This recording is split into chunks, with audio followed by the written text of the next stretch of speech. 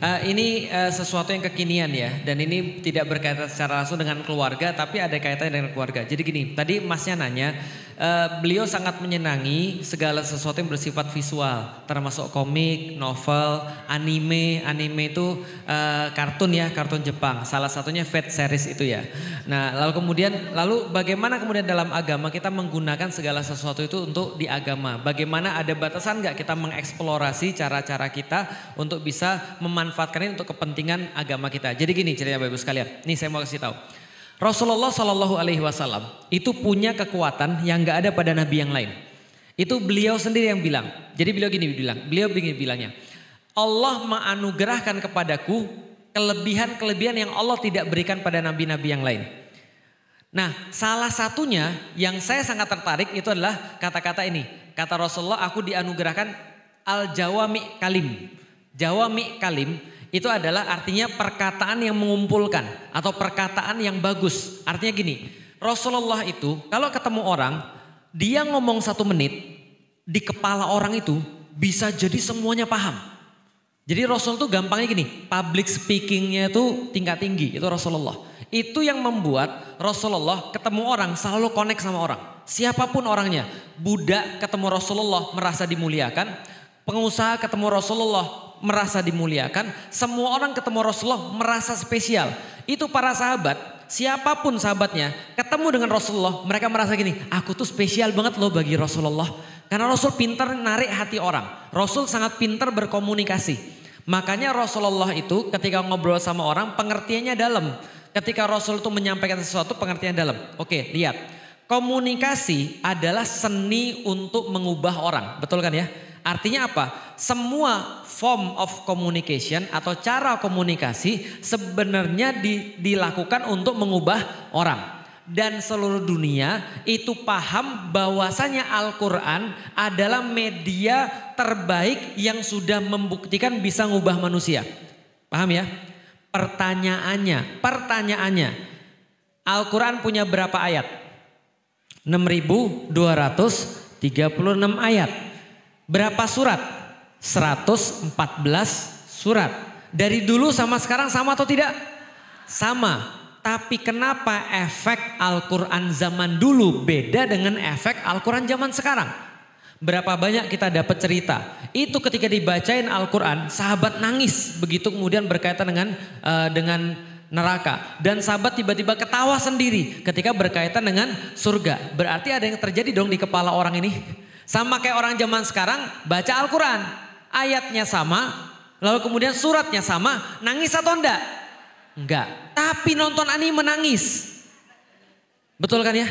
Sering enggak kita lihat tuh di Instagram. Orang bilang laki-laki nonton One Piece nangis cengeng. Lu lihat nih, ternyata nangis betul orang ketika nonton anime.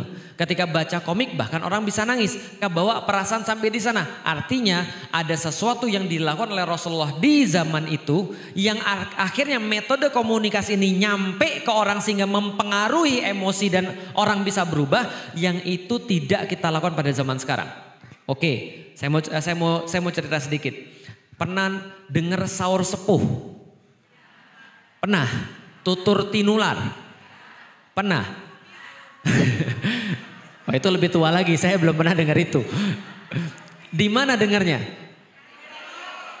Radio. Benar kan ya? Sudah ada tersanjung sudah ada? Belum. Sudah ada sinetron ganteng-ganteng sering gila? Belum. Yang nontonnya apa? Sahur sepuh, tutur tinular, mak lampir, ya kan ya? Itu yang kita dengar kan ya. Mohon maaf Mas, mungkin belum lahir Mas ya. Saya cuma mau ceritain metode entertainment zaman dulu. Oke, tutur tinular bagi kita keren banget. Wih, kira-kira ada kuda lewat gitu, orang berantem, naga terbang segala macem lah, jurus-jurusnya keluar keren banget dan seterusnya. Paham ya? Di masa itu kita merasa keren. Coba sekarang dengerin tutur tinular. Keren nggak? Enggak. Karena sudah ada CG, computer graphic animation. Orang sudah ada sekarang apalagi AI, VR dan segala macam. Artinya apa? Kemampuan mempengaruhi manusia itu tergantung teknologi. Maka apa yang dipakai di zaman bapak-bapak kita, kalau kita pakai dengan metode yang sama untuk meyakinkan manusia itu namanya dosa. Jadi kalau Mas nanya ya, dosa nggak sih kita misalnya buatin animasi tentang perjuangan Islam? Justru kalau kita nggak buat, kita dosa. Kenapa kalau kita nggak buat kita dosa? Karena ulama-ulama bilang gini, cukup dikatakan berdosa ketika amal-amal orang-orang ahlul akhirah itu sama atau lebih rendah daripada orang-orang yang cuma dunia doang. Paham gak maksudnya? Makanya saya ketika ngeliatin album BTS itu, saya stres. Saya bilang gini, Lik lu serius gak sih dalam dakwah? Kenapa? Saya pernah dikasih album BTS itu, saya lihat ini serius buatnya. Kenapa? Pemilihan warna, color mood, lalu kemudian experience ketika ngelihat barang-barangnya, pemilihan material barang, pemilihan kata-kata, semua ditujukan dengan satu tema yang sama. Sehingga ketika orang dapat, wajar ketika orang beli, mohon maaf ya, orang beli merchandise-nya K-pop itu disimpan udah kayak nyimpen Alkitab, Al-Quran. Paham maksudnya? Kayak nyimpen piala. Ini kayak nyimpen harta karun. Karena memang dia itu seberharga itu. Tapi pertanyaannya, gitu nggak sih kita sama karya-karya Islam? Enggak, karena kita merasa ini bukan masterpiece. Ada orang-orang yang beli barang cuma gara-gara visualnya bagus. Dan sekarang pertanyaannya adalah ketika orang-orang disuguhi dengan Avengers, disuguhi dengan Fate, disuguhi dengan Demon Slayer, disuguhi dengan One Piece yang serius banget. Ngomong-ngomong, ibu-ibu tahu One Piece? Tahu ya, komik, ada komik namanya One Piece. Ibu-ibu gak usah baca gak apa-apa, jangan ya. Ibu-ibu jangan baca, jangan. Penulisnya namanya Eiichiro Oda namanya. Oda Sensei namanya, penulisnya. Penulis One Piece ini tidurnya berapa lama sehari? 3 jam sehari. Selama berapa puluh tahun, itu One Piece dari saya SMA ya? Kuliah. Dari saya kuliah itu One Piece sampai sekarang belum kelar itu komik. Bisa dipahami ya? Berapa puluh tahun setiap hari dia nulis dan dia gambar. Berapa jam istirahat? 3 jam. Dia mikirin akhirat gak Bu? Kita mikirin akhirat. Berapa lama tidur kita? Dia tidur 3 jam, liburnya cuma hari Jumat. Ngapain Jumatan? Bukan. Dia liburnya cuma hari Jumat dan dia bilang sama keluarganya, istrinya dia bilang sama saya, kalau kamu mau ketemu sama aku, isi dulu buku jadwal. Serius. Padahal dia kan gak percaya akhirat. Harusnya kan dia kan tidak sesemangat itu. Atau kalau kita percaya akhirat harusnya kita lebih semangat daripada dia. Benar gak? Nah itu maksudnya cukup berdosa ketika kita yang mikirin akhirat. Ternyata amal kita di bawah mereka. Lah mereka ini sekarang disuguhi One Piece, Avengers dan segala macam. Pertanyaannya ini kalau kita gak punya karya-karya semisal itu bahkan lebih kuat. Gimana kita bisa mempengaruhi orang? Lalu kita bilang, enggak Ustadz, tenang aja. Quran tuh punya cara sendiri. Allah punya cara sendiri. Allah pasti akan menegakkan agamanya. Ada atau tidak ada Ustadz? Betul, itu akidah namanya. Tapi ingat, Allah akan menegakkan agama ini ada atau tidak ada kita. Hanya saja kita akan dihisap bagaimana cara kita mendakwakan Islam. Udah jangan ngurusin Allah. Allah tuh gak perlu diurus. Allah itu sudah pasti akan menegakkan agamanya. Betul, gak ragu sedikit pun. Jangan ngurusin urusan Allah. Urusan Allah menegakkan agamanya. Urusan kita adalah jawab Allah di yaumil hisab. Artinya adalah apa? Seserius itu Mas kalau Mas lihat. Nah sekarang Mas coba lihat dan jawab pertanyaannya. Kenapa anime, komik bisa mempengaruhi orang sampai nangis. Dan kenapa ayat-ayat Quran yang kita sampaikan dan sirah yang kita sampaikan belum sepengaruh itu. Paham ya? Sirah itu semua sama Mas. Gak akan ada bedanya sirah itu. Yang beda cara menyampaikan, betul gak? Makanya ada ustadz-ustadz yang orang lebih senang daripada yang lainnya. Bukan karena materinya beda, tapi cara penyampaiannya orang bilang, saya tuh kalau Ustadz Budi Asari yang ngomong, saya tuh udah merasa kayak dibawa ke masa lalu. Kenapa? Karena cara nyampainya berbeda. Saya tuh kalau udah Ustadz Adi yang ngomong tentang Quran, saya tuh kayak yakin banget bahwa saya tuh bisa ngafal Quran. Tapi kalau Felix yang ngafal Quran, yang ngomong ngafal Quran, saya kayaknya nggak tertarik. Gitu. Saya kayak gitu. Artinya adalah apa? Ya bisa jadi karena cara penyampaian kita. Gitu kan ya. Nah ini yang harus kita pelajari. Nah kalau Mas sudah pelajari, eksplorasinya sejauh apa, Islam membuka ruang yang sangat besar bagi eksplorasi itu. Cuma ada beberapa aturan aja yang gak boleh. Contoh, oh enggak Ustadz itu kemarin dibilang musik haram. Kan gak semua madhab mengatakan bahwa musik itu haram. Ustadz itu teman saya katanya boleh tapi gak boleh pakai mata. Kan gak semua ahli fikih mengatakan gambar itu nggak boleh pakai mata. Gambar itu harus dihilangin matanya. Jadinya kurang menarik, bisa dipahami ya. Ustadz katanya juga palanya harus diputus. Kan nggak semua madhab. Bisa dipahami ya. Eksplorasi ini sangat besar sekali. Sangat besar sekali. Bahkan saya kasih tahu terakhir ketika kita banyak sekali membicarakan masalah ini. Ada banyak sekali ulama-ulama sekarang sudah ngasih fatwa. Bahkan ulama Saudi itu ngasih fatwa. Kalau itu untuk anak-anak maka itu semua bebas. Apa dalilnya? Rasulullah ketika menikah dengan Bunda Aisyah usianya sudah belasan tahun tapi masih punya boneka unicorn. Tahu boneka unicorn? Jadi bonekanya kuda punya sayap. Gitu kan? Punya sayap unicorn, ada tanduknya. Lalu kemudian Rasul nanya, wahai Bunda Aisyah itu apa?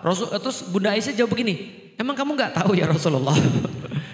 Terus Rasul nanya, namanya Rasul kan lagi bercanda sama istrinya ya. Kuda kok punya sayap? Loh, kamu nggak tahu kuda punya sayap? Itu buruk juga punya sayap. Kenapa kuda nggak boleh punya sayap? Paham ya? Berarti Bunda Aisyah masih nyimpen boneka. Boneka itu bisa dikiaskan dengan patung. Kalau Rasul nggak ridho, itu sudah dibuang. Paham ya? Artinya ada sebuah fatwa lagi untuk anak-anak semuanya bebas. Maka sekarang kalau lihat ke studio saya sekarang nggarap komik buat anak-anak. Karena kenapa? Udah banyak ustadz yang sudah ceramah sama orang-orang sudah mohon maaf, sudah sepuh, sudah remaja, banyak. Tapi anak-anak ini gak ada yang jagain. Masalahnya kalau gak baca komik yang kita buat, mereka kan baca komik yang lain buat. Pernah ke toko buku? Itu tuh sedih saya tuh. Itu bukan satu lemari, dua lemari. Dua lemari isinya komik Y. Pernah lihat? Itu yang buat kita tuh bukan? Isinya di dalamnya ada pemakluman terhadap LGBT. Ada pemakluman terhadap perkara-perkara yang kita nggak tahu. Bagaimana anak-anak kita diajarin sama orang lain. Paham ya? Diajarin sama orang yang bukan agamanya muslim. Maka itulah kenapa kita buat komik-komik kayak gitu. Nah termasuk konsentrasi kita adalah seperti tadi. Dan itu pembahasannya sangat banyak dan besar sekali. Karena di dunia anak-anak itu ada psikologinya sendiri. Nah sekarang lagi dipelajari oleh banyak orang. Orang muslim sekarang sudah sampai di titik itu. Sudah ada psikolog khusus untuk buku anak. Itu ada. Nah maka kalau kita sudah bisa... Keuntungan kita yang suka anime, kita bisa untuk mencangkok apa yang bagus dari situ untuk menjadi ceramah kita atau menjadi pembelajaran kita. Insya Allah nanti saya rasa sudah banyak sekali orang-orang muslim yang terjun ke segmentasi ini. Kemarin kita punya Nusa dan Rara, gitu kan ya. Sekarang kita doain aja mudah-mudahan ada yang lebih bagus daripada itu. Nah sehingga anak-anak kita tuh bisa dapat masukan-masukan yang terbaik. Problemnya bukan pada Qur'annya, bukan pada hadisnya, bukan pada sirohnya. Kenapa? Karena pada waktu itu, pada waktu yang lalu ini sudah terbukti bisa menghasilkan orang-orang yang bagus. Berarti kontennya perfect. Islam kontennya perfect. It is we that is not perfect. Adalah kita yang menyampaikannya yang gak sempurna. Zaman Rasul itu konten bisa disampaikan buat orang nangis, bisa buat orang semangat, bisa buat orang berubah dalam hidupnya. Kita sekarang menyampaikan tantangannya adalah bagaimana dengan konten yang sudah terbukti berhasil ini disampaikan dengan cara kekinian. Bisa dipahami ya? Teman saya kemarin punya VR, punya virtual reality. Perjalanan Nabi Musa cuma 15 menit. Itu orang-orang setelah ngeliat nangis. Kenapa? Karena ngelihatnya kayak tahu VR, virtual reality. Sekarang di Amerika banyak orang agak stres gitu. Pakai kacamata Apple Vision Pro itu terus kemana-mana kayak gini. VR, jadi kelihatan di depan mata. Jadi besok-besok manasik haji nggak usah pergi dari rumah. Bisa jadi manasik haji tuh di depan kita Ka'bahnya. Kita kayak orang gila ngelilingin tiang kan itu kan ya. Tapi itu teknologi namanya. Nah tugas kita, Islam tidak pernah mengharamkan teknologi. Karena di zaman Rasul teknologi itu dipelajari untuk kepentingan agama Allah. Jadi eksplorasinya ada banyak, aturannya juga tetap ada tentunya. Nah tinggal tantangan kita adalah bagaimana kita kreatif nggak menabrak nggak menabrak larangan tapi tetap bisa untuk eksis dalam penyampaian. Pasti bisa.